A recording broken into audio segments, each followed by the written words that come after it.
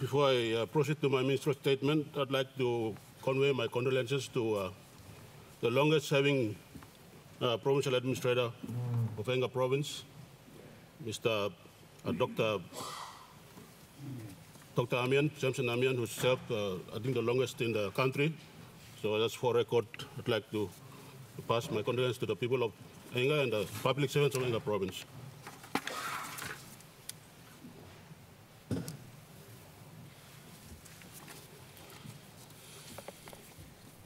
Mr. Acting Speaker, my statement will be titled "The Strengthening the Internal Systems and the Processes of Human Resource Management in the Public Service and Continued Public Sector Reforms for Effective Service Delivery."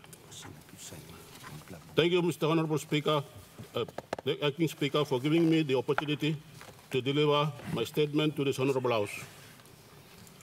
Mr. Acting Speaker, I am truly humbled and privileged to present my first ever ministerial statement to this Honorable House in my capacity as the Minister for Public Service. In doing so, let me take this opportunity to convey my sincere appreciation to our nation's 9th Prime Minister, Honorable James Marape, for having confidence in me and in appointing me again as the Minister for Public Service. I wish to also acknowledge and thank my good people of Nuku for giving me the mandate to represent them again in this 11th Parliament. But above all, I owe everything to God Almighty, who receives all the glory and honor. Yes. Mr. Acting Speaker, let me at the outset assure this Honourable House and the people of Papua New Guinea that I have pledged myself to devote myself to continue making valuable contributions in this important yet challenging portfolio to achieve the government's aims and objectives in taking back Papua New Guinea under my public service ministerial determination.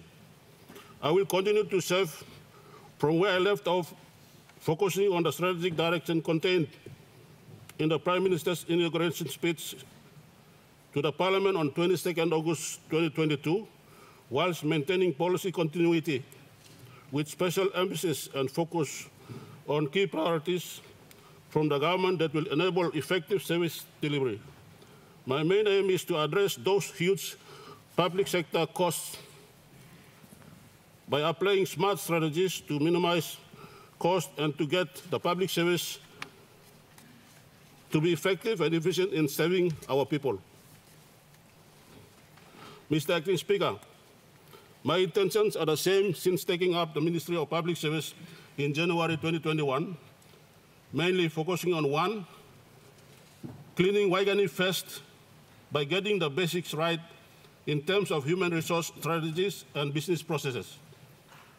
2, automating the public service systems and processes for effective and efficient service delivery of services and cutting down waiting time by using ICT and modernizing the public service.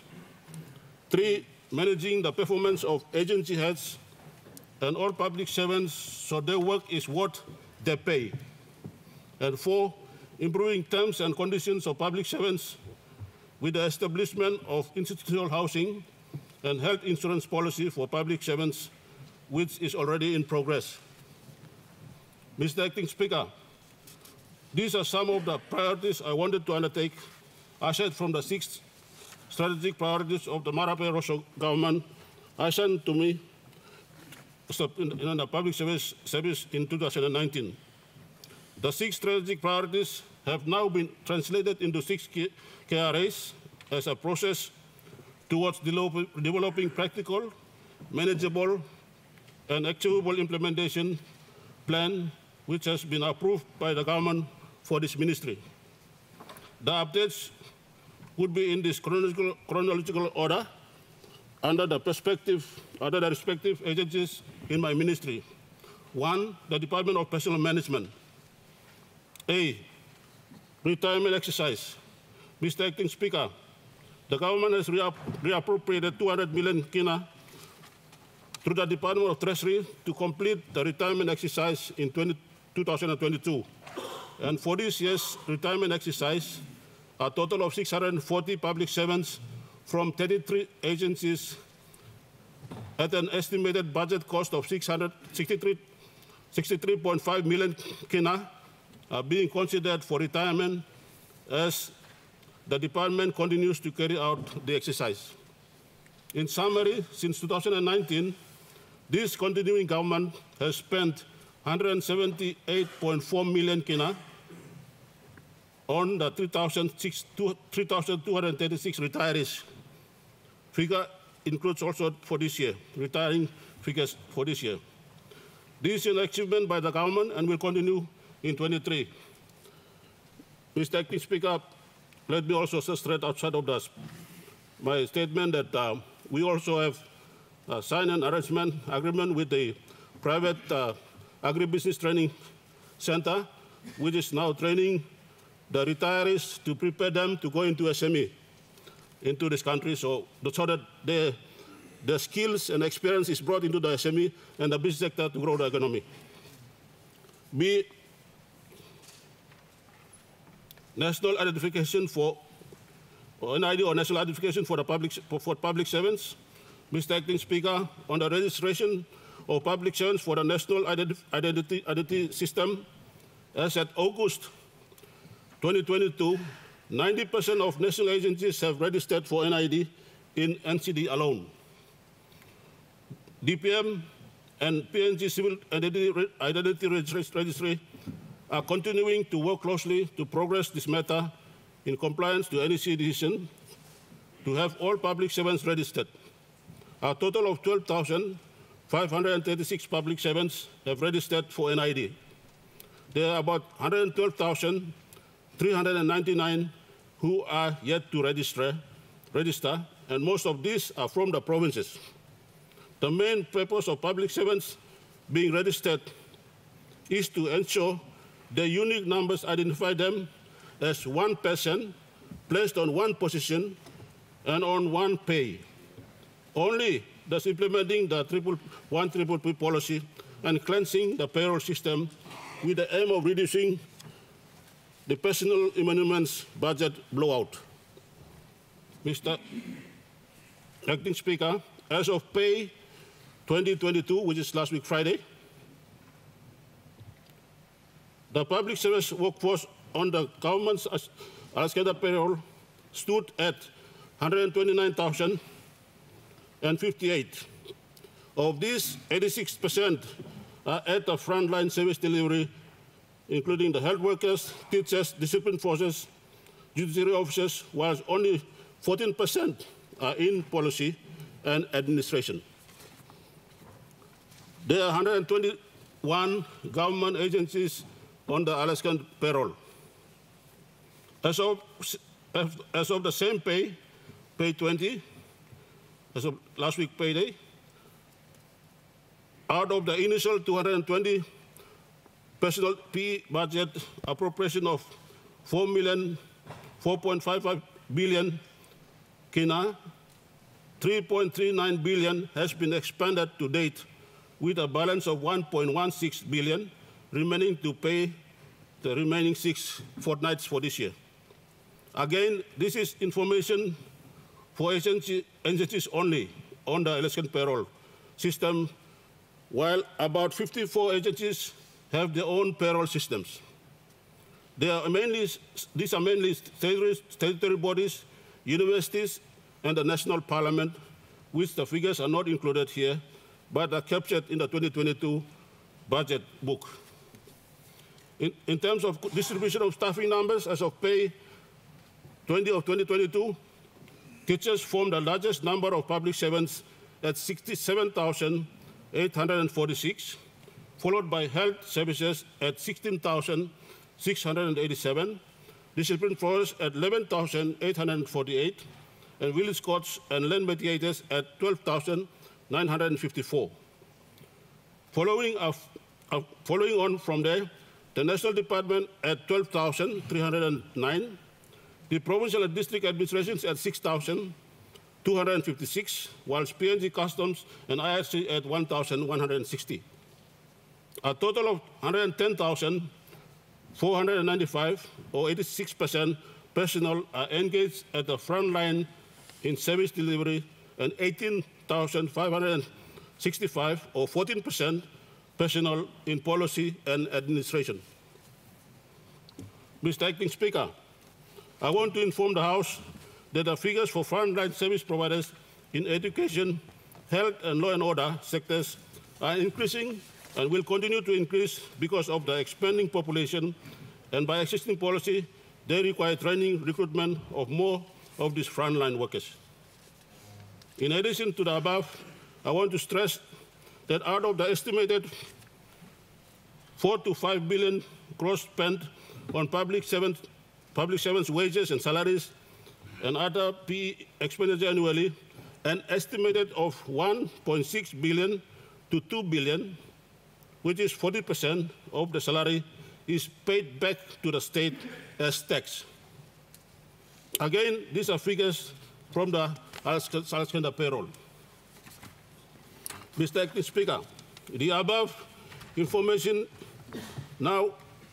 is now at my fingertips as on 26th of September 2022, I launched the Personal Emoluments Dashboard, which I can now access easily from my mobile phone and laptop. This dashboard is updated every fortnight and contains all payroll information for all agencies, starting from PE expenditure, unattached officers, new hires, staff on strength, new positions created, establishment, vacancy, predictive analysis of payroll, pay, and others.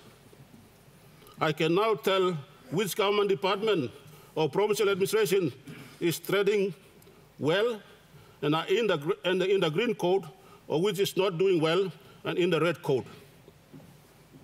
In terms of agency heads and provincial administrators managing the staff and the personal emoluments, the rollout of this dashboard has commenced, and agency heads that have not received the dashboard credentials because they failed to attend the important workshop on the 26th of September 2022 must communicate quickly with my department. Before I go on, I also want to speak outside of the speech, Mr. Acting Speaker. This is very important that we have 121 government agencies, and all those government agencies are headed by a minister or a governor. That's a political head. I would like to appeal that you take responsibility to make sure that you oversee and provide direction for those agencies. That's the political head.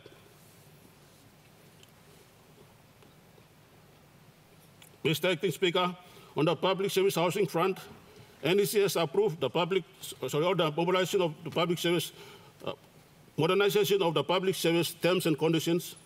On the public service housing front, NEC has approved the public-private partnership arrangement for International Finance Corporation, or IFC, to act as the facilitator between the state and the developer.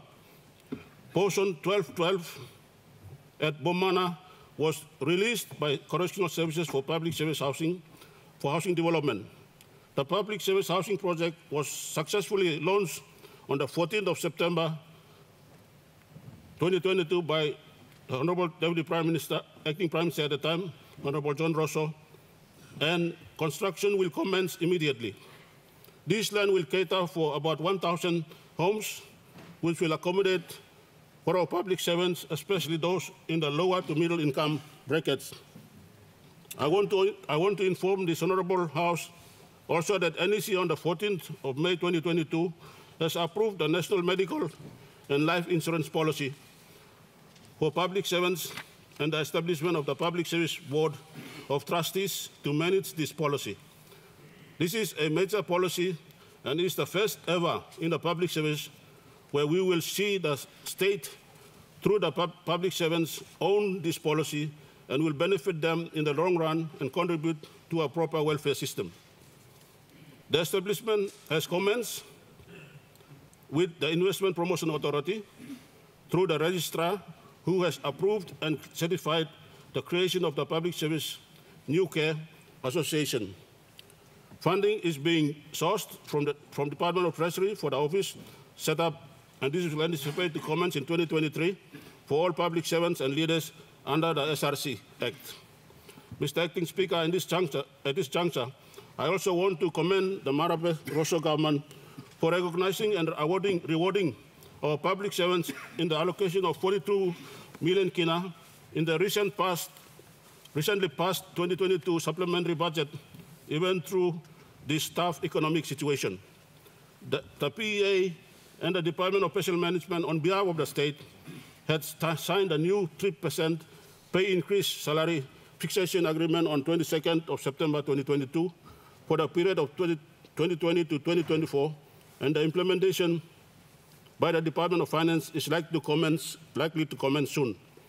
Mr. Acting Speaker, as we move into the future with the public sector reforms and continuous cost-saving approach, the Ministry for Public Service is guided by the 29 resolutions approved by NEC in 2020 on public sector and cost control measures, which I will work in collaboration with partnership with the Special Parliamentary Committee on Public Sector Reforms and Service Delivery to achieve our intended results, which is to deliver effective and efficient public services at minimal cost, whilst at the same time improving the performance of public servants by improving the systems and processes. Mr. Acting Speaker, on the legislative front, I want to thank the Parliament for passing the amendment to Section 55 of the Public Service Management Act on the resignation of public servants to contest the election, especially the increase in the notice period to resign before issue of writs from 6 months to 12 months, which will be implemented in the 2027 National General Election.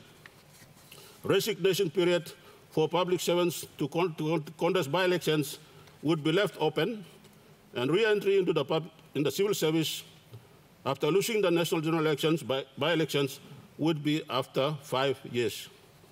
In the recently concluded 2022 National General Election, a total of 75 public servants tendered the resignations properly to contest the 2022 National General Election.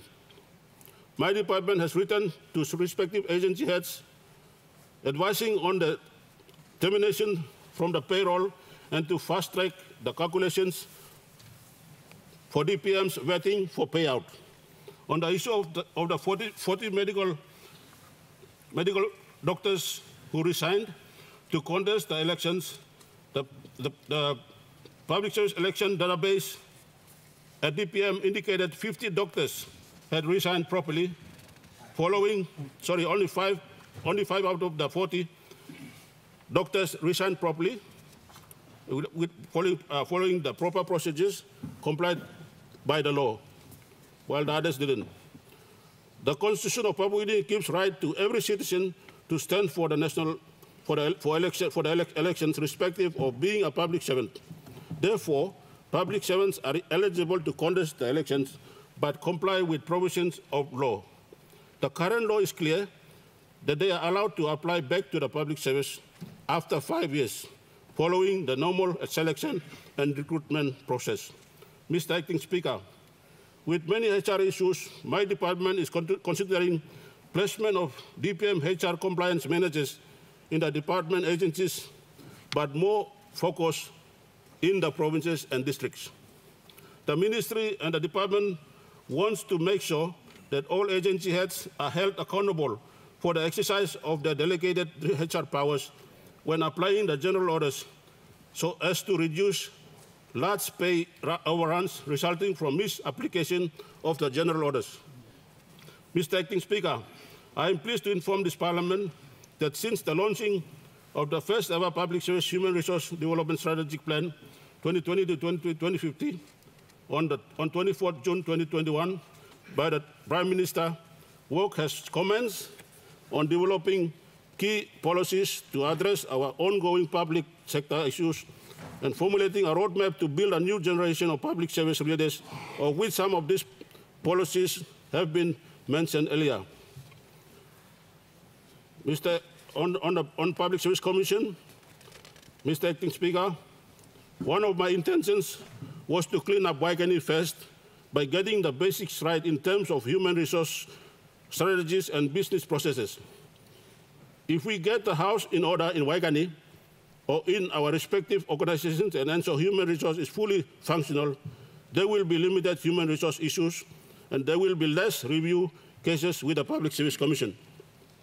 There are approximately 403 cases of termination, suspension, or illegal sidelining of public servants, with most of these cases based on technical irregularities in the disciplinary process that agency heads or departmental heads, CEOs, and provincial administrators did not follow as per the process outlined in the general orders. If if the Public Service Commission determines that these public servants are reinstated and their lost salaries backdated, this is costing the state a huge liability, and the government meets the cost through our taxpayers. Mr. Acting Speaker, I have given instructions to my department to review the Public Service Management Act and the regulations to insert a provision to hold agency heads personally accountable for disciplinary decisions that they make and has cost implications to the state. State will not meet this cost anymore, but individual agency heads will meet these liabilities. On the same token, an independent review is currently in progress to ascertain the proper roles of Department of Personnel Management and the Public Service Commission, which I will bring necessary legislative amendments to Parliament once this review is completed. On Pacific Institute of Leadership and Governance, or PILAG, Mr. Acting Speaker, on the capacity building and targeted training for our public servants, the Pacific Institute of Leadership and Governance, as the premier institution for delivering courses for our public servants, has now set a benchmark through its NEC-approved policies documents on forging a new generation of future leaders through sustainable, stable, and consistent public sector training for improved service delivery. The policy is a major shift directed towards the human element of the public service. The individual public servant in the organization must change in terms of attitude, commitment, and behavior towards work. The policy is expected to bolster significant improvement in the performance of public servants as mandatory and compulsory training for all new public servants intake beginning 2023. The new intake will undergo a 2-year compulsory probationary period, beginning with the first-year induction program at PILAG, similar to LTI for lawyers, and graduate with a postgraduate certificate or diploma in public administration and a year field placement in the districts and LLGs. Mr. Acting Speaker, this policy will ground the public servants in the civil service matters, as an important initial and integral phase of the public service career training, where in the first 1 to 2 years of the probationary period, they are taught the values, principles, ethics, and operational systems and processes of the government system. It will also be compulsory for any individual who intends to apply for a CEO position to must attain the competency-based leadership qualification from PILAG. These are some of the important changes that are being instituted into the public servants training to instill ethical competency in public service leadership, of which the training is tailor-made to contribute to good governance as to reinstall public service confidence in the bureaucratic machinery. Mr. Acting Speaker, in conclusion, the updates in the Ministry of Public Service outlined in this statement are linked to the Prime Minister's commitment made on behalf of our government and are also in line with some of the reforms initiated by the former governments. The greatest challenge in the past and still remains for the public service and other state services at present is to achieve a balanced personal emoluments budget. The Ministry, through the Department of Personnel Management, has taken on board the directions from the government to commence activities and develop policies that will eventually achieve this result within the next few years. The recent Public Service Management Act 1995 as amended has provided for agency heads performance measurements and accountability. And through the online agency heads performance management system in place, this will be considered consistent with the amendments to the Prime Minister and NEC Act 2002 to also have ministers and governors accountable in delivery of the KRAs to the Prime Minister. In doing so, we will progressively overcome the challenges we face. I am confident that by working together, we will succeed in delivering on the Prime Minister's commitment to this Parliament to take back Papua New Guinea in the succeeding years of his tenure. But central to this success are the performance-based political and bureaucratic partnerships that we are creating for the betterment of our country. Before I conclude, Mr. Acting Speaker, I'd like to also, on behalf of my Department of Personnel Management, point out to this Honourable House that the department stands proud that one of its officers before is now the current Prime Minister of our country. I'd like to also end by commending the ministers before me, in the likes of Honourable Dr. Pukatemu, the member for Abau, the Honourable Elias Kapavoren, member for Pomio, and also the Honourable Saraoi, and member for Kikori. Thank you, and Minister for Intergovernmental Relations.